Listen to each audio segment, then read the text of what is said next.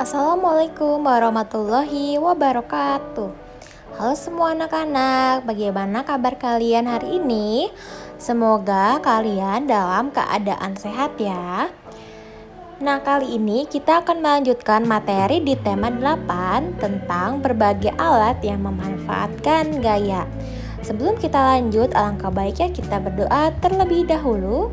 Berdoa dimulai. Berdoa selesai.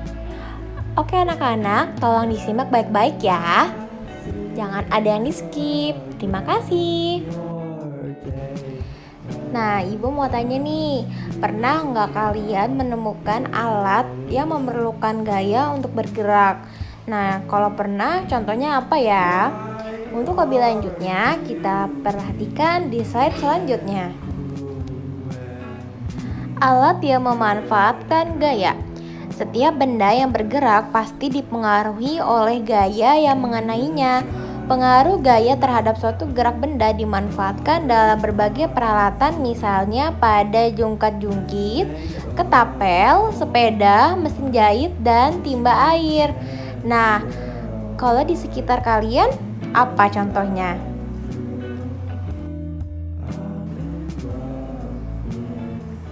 Yang pertama adalah jungkat-jungkit. Jungkat-jungkit mempunyai 3 bagian yang penting, yaitu titik tumpu, kuasa, dan beban. Titik tumpu terletak di antara beban dan kuasa. Beban terletak di ujung papan pengungkit. Beban dapat berupa benda atau orang yang akan diangkat. Adapun kuasa ialah gaya yang diperlukan untuk mengangkat beban. Titik beban dan titik kuasa diberikan tekanan dengan kekuatan yang sama agar seimbang.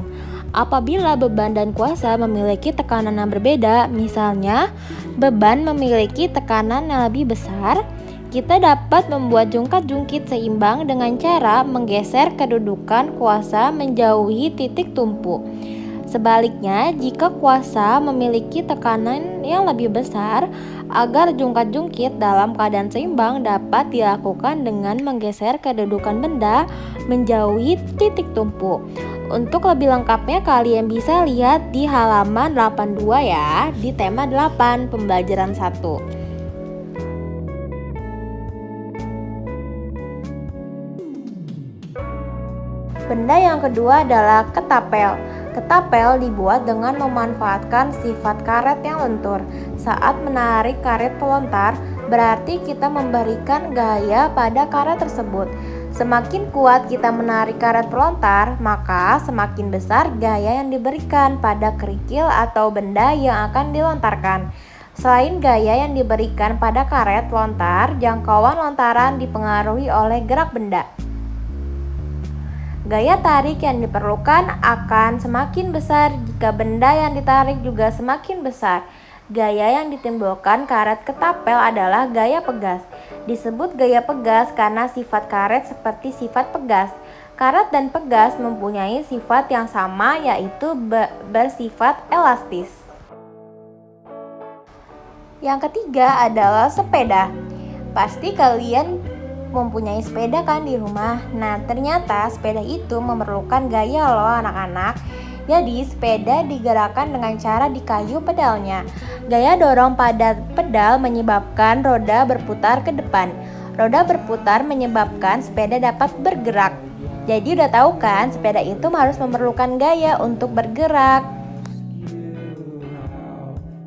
Yang keempat ada mesin jahit. Mesin jahit digerakkan dengan menginjak papan kayu. Gaya dorong pada papan kayu menyebabkan roda mesin jahit berputar. Putaran roda mesin jahit menyebabkan jarum bergerak naik turun. Gerigi di bawah jarum juga ikut bergerak sehingga menghasilkan jahitan. Nah, siapa yang punya mesin jahit di rumah? Nah, jadi udah tahu kan kalau mesin jahit juga memerlukan gaya untuk bergerak. Yang kelima ada timba air. Wah, pasti kalian jarang nih menemukan timba air karena di rumah kalian sudah tidak ada timba air. Nah, jadi alat timba air ini digunakan untuk mempermudah mengangkat beban, yaitu dengan menggunakan katrol. Gaya tarikan pada timba air menyebabkan ember terangkat ke atas. Prinsip kerja alat timba air ini sama dengan prinsip kerja yang digunakan untuk menggerek bendera. Terima kasih sudah memperhatikan pelajaran hari ini. Kurang lebihnya mohon maaf. Wassalamualaikum warahmatullahi wabarakatuh.